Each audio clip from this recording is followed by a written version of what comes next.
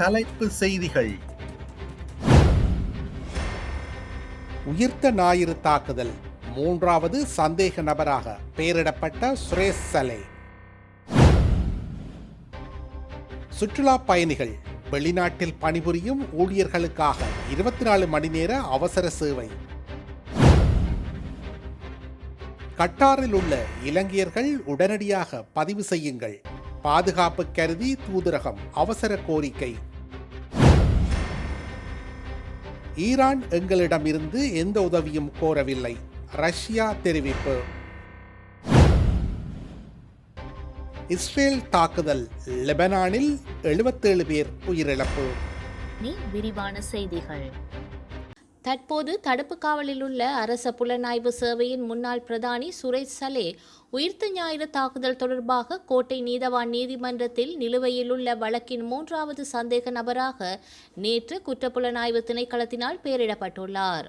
அரச புலனாய்வு சேவையின் முன்னாள் பிரதானியும் ஓய்வு பெற்ற மேஜர் ஜெனரலுமான சுரேஷ் சலே கடந்த பிப்ரவரி மாதம் 25ஆம் தேதி பேலியகுடவில் வைத்து கைது செய்யப்பட்டார். இதனைத் தொடர்ந்து பயங்கரவாத தடை சட்டத்தின் தற்காலிக ஏற்பாடுகளின் கீழ் சுரேஷ் சலேவை 90 நாட்கள் தடுப்பு காவலில் வைத்து விசாரணை செய்வதற்கு பாதுகாப்பு அமைச்சரிடம் குற்றப்புலனாய்வு திணைக்களம் அனுமதி பெற்றுக்கொண்டது. இந்த சூழலில் போதுமான ஆதாரங்களின்றி தனது கட்சிக்காரர் கைது செய்யப்பட்டு தடுப்பு காவலில் வைக்கப்பட்டுள்ள உத்தரவை மேல் நீதிமன்றத்தில் சவாலுக்கு உட்படுத்துவதற்காக இது தொடர்பான வழக்கு கோப்புகளின் சான்றளிக்கப்பட்ட பிரதிகளை வழங்குமாறு சுரேஷ் சலேவின் சட்டத்தரணி கோட்டை நீதவான் நீதிமன்றத்தில் மனு தாக்கல் ஒன்றை செய்திருந்தார்.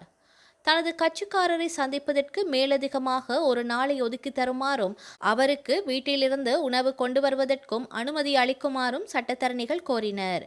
வழக்கு கோப்புகளின் பிரதிகளை வழங்க நீதவான் உத்தரவிட்டிருந்த போதிலும் ஏனைய கோரிக்கைகளை நிராகரித்தார். சுரேஷ் சலேயை கைது செய்து தடுப்பு காவலில் வைத்திருப்பது குறித்து குற்றப்புலனாய்வு திணைக்களம் அதுவரை நீதிமன்றத்திற்கு அறிக்கை சமர்ப்பிக்காததே இதற்கு காரணமாக அமைந்தது. இவ்வாறானதொரு பின்னணியில் சுரேஷ் சலேவை தடுப்பு காவலில் வைத்திருப்பது குறித்து குற்றப்புலனாய்வு திணைக்களம் நேற்று கோட்டை நீதவான் நீதிமன்றத்தில் விடயங்களை அறிக்கையிட்டது. வவுணதீவு போலீஸ் உத்தியோகத்தர் 2 படுகொலை செய்யப்பட்ட சம்பவம் தொடர்பான விசாரணைகளை திசை திருப்பப்பட்டமை, சாய்ந்தமருது வீட்டில் இடம்பெற்ற குண்டுவெடிப்பு சம்பவங்கள் தொடர்பான விசாரணைகளுடன் தொடர்புடையதாக கொழும்பு கோட்டை நீதவான் நீதிமன்றத்தில் நிலுவையில் உள்ள 35,882 கீழ் 24 இலக்க வழக்கின் 3வது சந்தேக நபராக சுரேஷ் சலே பெயரிடப்பட்டுள்ளார். தற்போது தடுப்பு காவலில் விசாரணைக்கு உட்படுத்தப்பட்டு வரும் சந்தேக நபரை நீதவான் பொருத்தமான ஒரு நாளில் குற்றப்புலனாய்வு திணைக்களத்திற்கு வருகை தந்து பார்வையிடுமாறும் திணைக்கள அதிகாரிகள் கேட்டுக்கொண்டனர்.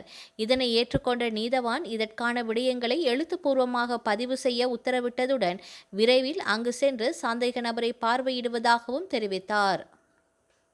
மத்திய கிழக்கின் யுத்த சூழல் நிலவும் பகுதியில் உள்ள சுற்றுலா பயணிகள் மற்றும் வெளிநாட்டில் பணிபுரியும் ஊழியர்களின் பாதுகாப்பு மற்றும் நலன்புரி நடவடிக்கைகள் குறித்தும் எதிர்கால செயற்பாடுகள் குறித்தும் ஆராயும் கலந்துரையாடல் ஜனாதிபதி அனுரகுமார திசாநாயக்க தலைமையில் புதன்கிழமை ஜனாதிபதி அலுவலகத்தில் நடைபெற்றது.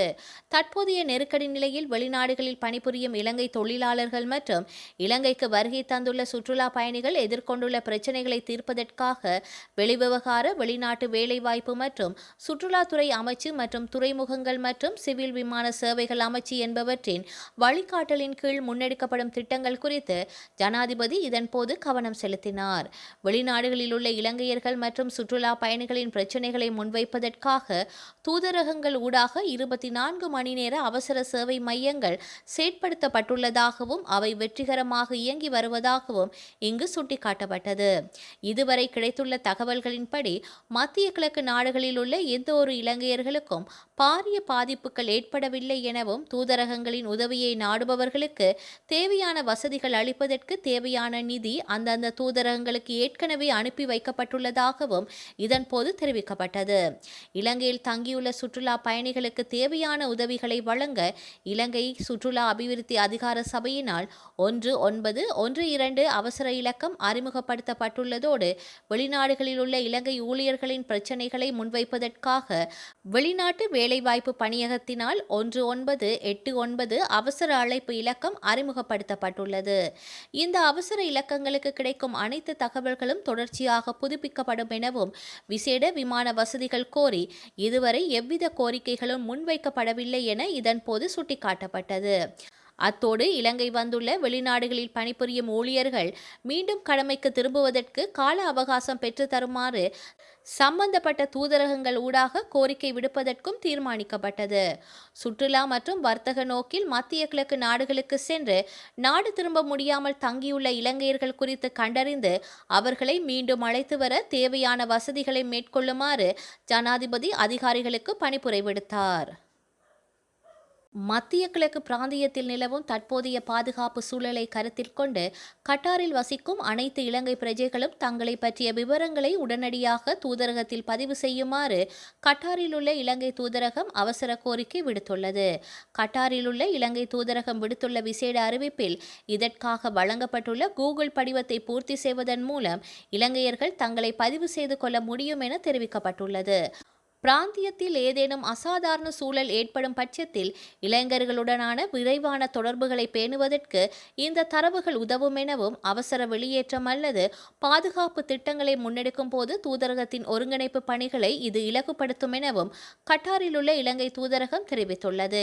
இலங்கையர்களின் பாதுகாப்பு மற்றும் நலன் சார்ந்த விடயங்களை உறுதிப்படுத்த இவ்வாறான தரவு சேகரிப்பு மிக அவசியம் எனவும் தூதரகம் சுட்டிக்காட்டியுள்ளது. மத்திய கிழக்கில் ஈரான் இஸ்ரேல் பதற்றம் மற்றும் கடல்சார் அனர்த்தங்கள் அதிகரித்து வரும் நிலையில் வெளிநாடுகளில் உள்ள இலங்கை தொழிலாளர்கள் மற்றும் குடியிருப்பாளர்களின் பாதுகாப்பை உறுதிப்படுத்த இலங்கை அரசு எடுத்துள்ள முன்னெச்சரிக்கை நடவடிக்கையாக இது பார்க்கப்படுகின்றது. எனவே கட்டாரில் தங்கியுள்ள இலங்கையர்கள் தாமதமின்றி இந்த பதிவுகளை மேற்கொள்ளுமாறு அறிவுறுத்தப்பட்டுள்ளனர்.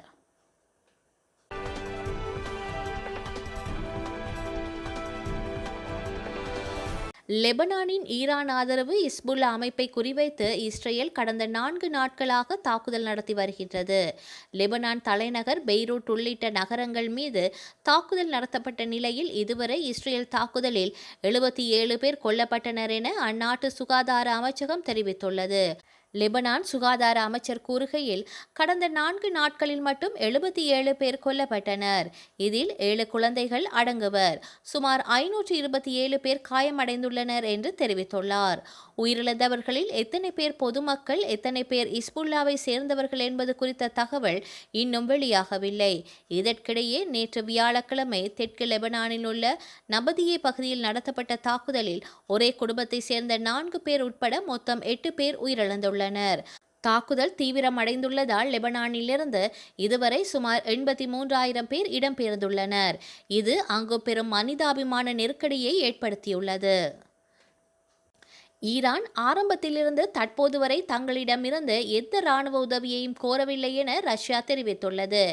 அமெரிக்காவும் இஸ்ரேலும் இணைந்து கடந்த 6 நாட்களாக ஈரான் மீது தாக்குதலை தொடர்ந்து வரும் நிலையில் இந்த விவகாரத்தில் ஈரானிடமிருந்து எந்த கோரிக்கைகளும் வரவில்லை என செய்தியாளர்களிடம் ரஷ்ய தலைமை செய்தி தொடர்பாளர் டிமிட்ரி பெஸ்கோவ் தெரிவித்துள்ளார்.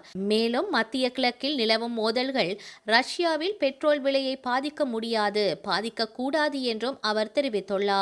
கமேனி உயிரிழப்புக்கு ரஷ்யா கண்டனம் தெரிவித்திருந்தாலும் அமெரிக்கா மற்றும் இஸ்ரேலுக்கு எதிராக வெளிப்படையாக எந்த கருத்தையும் முன்வைக்கவில்லை.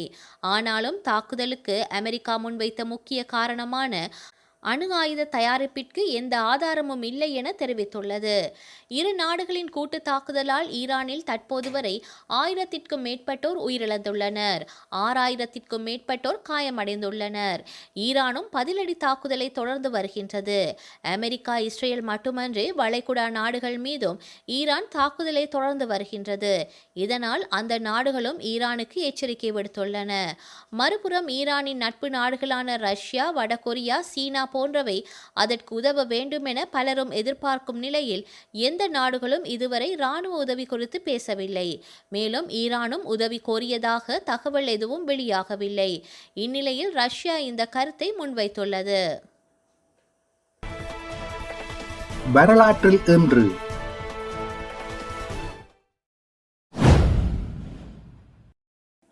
1964 அமெரிக்காவின் இஸ்லாம் தேசம் அமைப்பின் தலைவர் எலிஜா முகமது குத்துச்சண்டை வீரர் காசியஸ் கிளேயின் பெயரை முகமது அலி என மாற்றினார்? 1975 ஈரானும் ஈராக்கும் தமது எல்லை தொடர்பான உடன்பாட்டிற்கு வந்தன. 1987 பிரித்தானிய பயணிகள் கப்பல் எரால்ட் ஆஃப் ஃப்ரீ என்டர்பிரைஸ் 90 செகண்ட்களில் மூழ்கியதில் 193 பேர் உயிரிழந்தனர். 2008 பாக்தாத்தில் நிகழ்ந்த தற்கொலை குண்டு தாக்குதலில் 68 பேர் கொல்லப்பட்டனர். செய்திகளை உடனுக்குடன் தெரிந்து கொள்ள உடனே சப்ஸ்கிரைப் செய்து பெல் பட்டனை கிளிக் பண்ணவும்.